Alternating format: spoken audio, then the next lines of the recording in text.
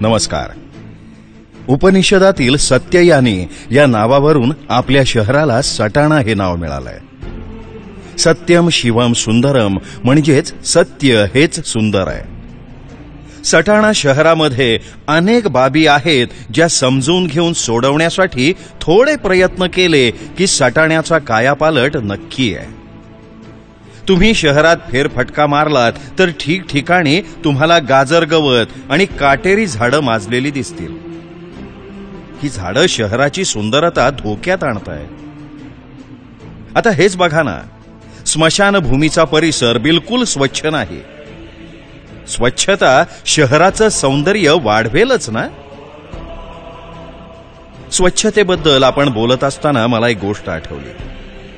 ही बघा, स्वच्छता कर्मचाऱ्यांची वस्ती, बस स्थानकाच्या मागे असलेली ही जागा.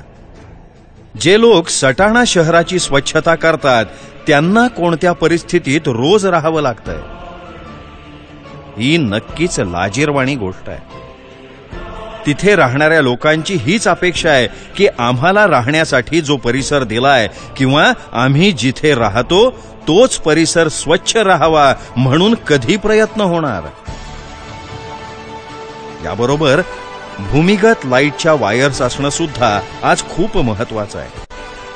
काही ठिकाणी तर कोण सगळ्यात जास्त वायरचा गुंता करतो हीच स्पर्धा लावलेली दिसते. आमचं हेच ध्येय आहे, सटाण्याचा सर्वांगीण विकास करण्याचं.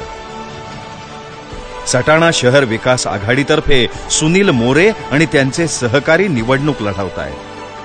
सुनील मोरे यांना नगराध्यक्ष पदाची संधी दिल्यास या सर्व बाबी ज्या नमूद केल्या आहेत त्या कायम स्वरूपी निकाली काढण्याचं वचन आम्ही सटाणा शहर विकास आघाडीच्या वतीनं देत आहोत.